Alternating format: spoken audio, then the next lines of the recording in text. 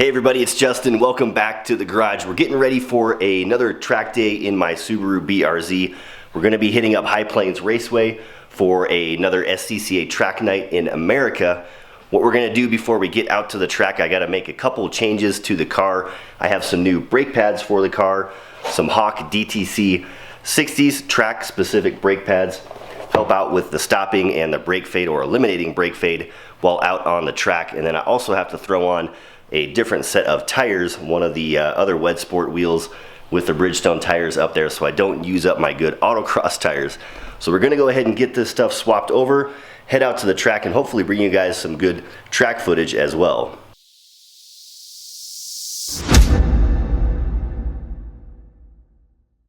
So the brake pad swap on these cars is super simple, and even more simple when you have an AP Racing Sprint front brake kit, because the brake pads just pop out of there simply undoing one little nut and bolt, and they slide right out. Now, I have a couple tools to make this job a little bit easier, and that I recommend if you're doing brake pad changes a lot, or even every once in a while, just because it helps so much. And one other thing to help protect your wheels, with my nice Wed Sport wheels, I finally got one of these plastic covered sockets that actually won't damage your wheel.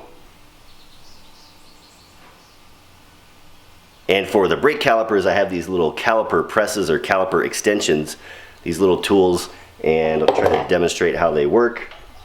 They basically expand in and out, and you use these pads to press the caliper pistons back into the caliper. What this does is it makes getting new, larger brake pads into the caliper a lot easier and less of a hassle.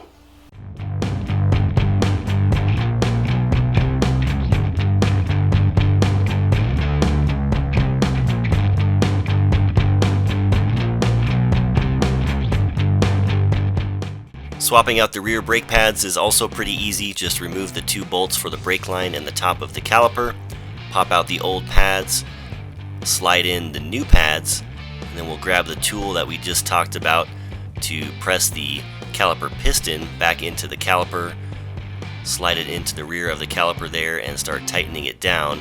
That actually expands the tool and presses that piston into the caliper, which will then give us room to slide the caliper over the new, larger brake pads.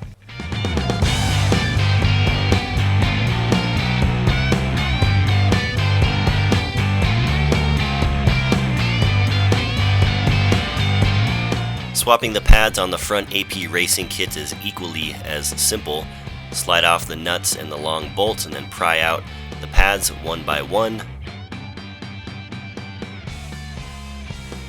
Get our brake caliper tool again, and since this is a 4-piston caliper, we're going to have to spread open the top pistons,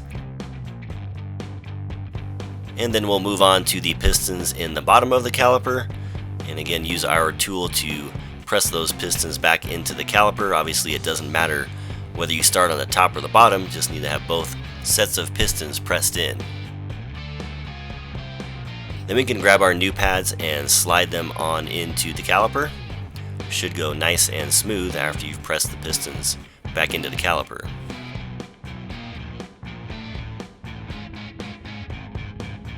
Reassembly is just sliding the bolt and sleeve back through and tightening the nuts. Then we can go ahead and swap out our Wed Sport TC105N in the dark gunmetal color for the titanium silver color, which has my track tires on them. So not required tools to get the job done, but definitely make things a little bit easier and a little bit safer on your nice wheels.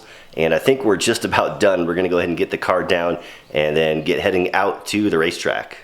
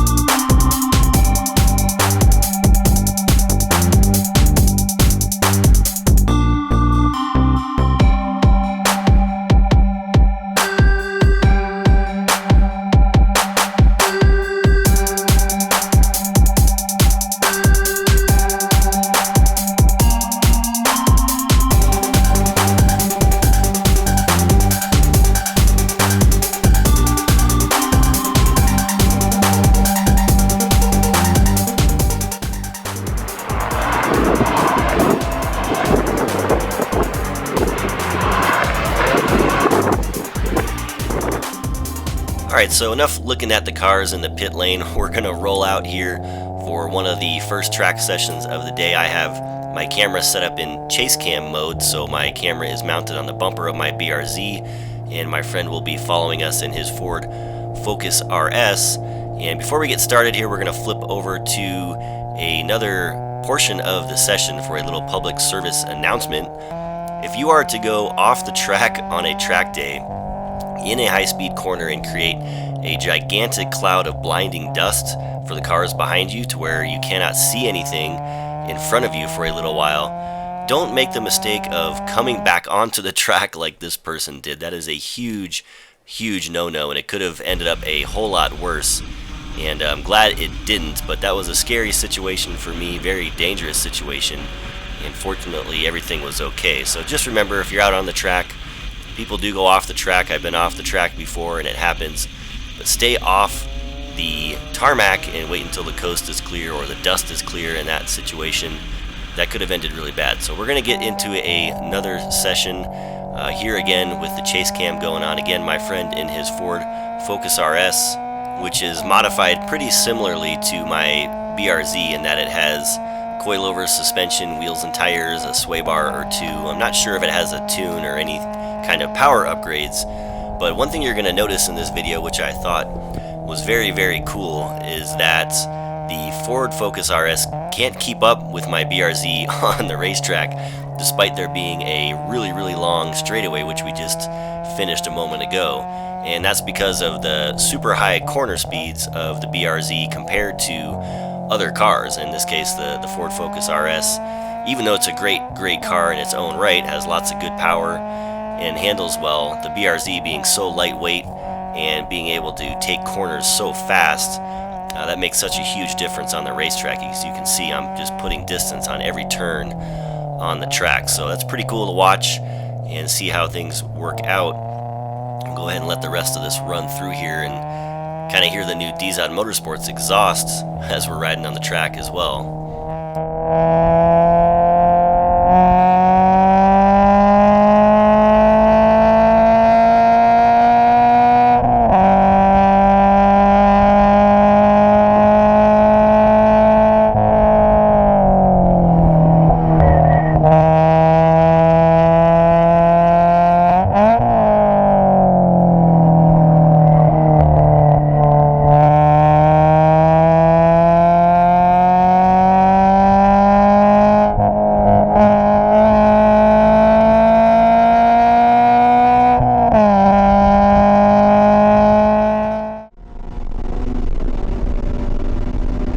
Moving on to some in-car camera footage. This is from a different session later in the day, I believe, and again doing another kind of lead and follow type of situation with one of my buddies out there on track. He's behind me currently in an E46 BMW, the one you saw earlier in the pit lane area with the rainbow swirl stripe Skittles paint job, whatever you want to call it. It's awesome, whatever it is, but he's going to be coming around on the next lap for a little bit. But you can see there, or maybe you can't see too well on my dash there in the tablet, I was actually recording oil temperatures during this track day session. I have no oil cooler on the car. I do have an oil cooler that I bought for the car that I'm going to be installing pretty soon. So this was kind of the track day test to get oil temperatures for the stock car with no oil cooler and see what the oil temperatures got to. After we install the oil cooler coming up here real soon, we'll get back out to the track and then again record some of those temperatures to compare and see how the oil cooler does in regards to keeping the oil cool on long track sessions like this.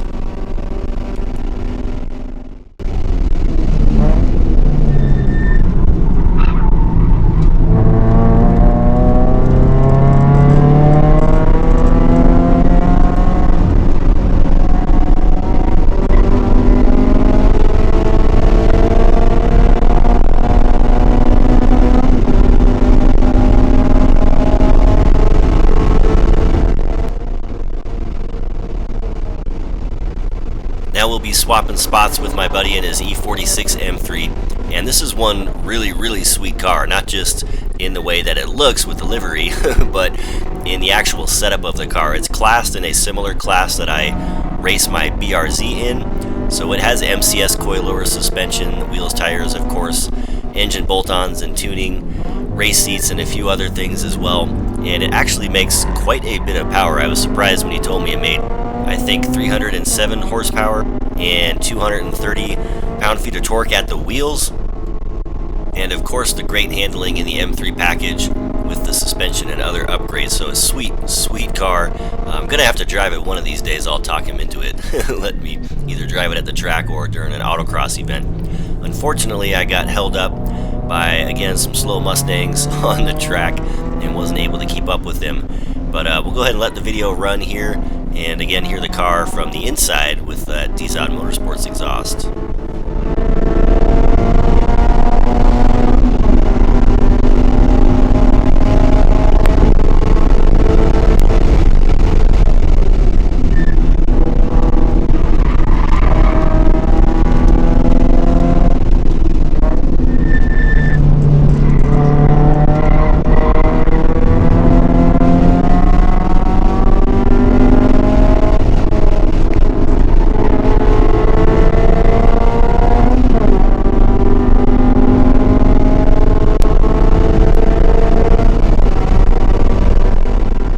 Alright everybody, I'm going to wrap this video up.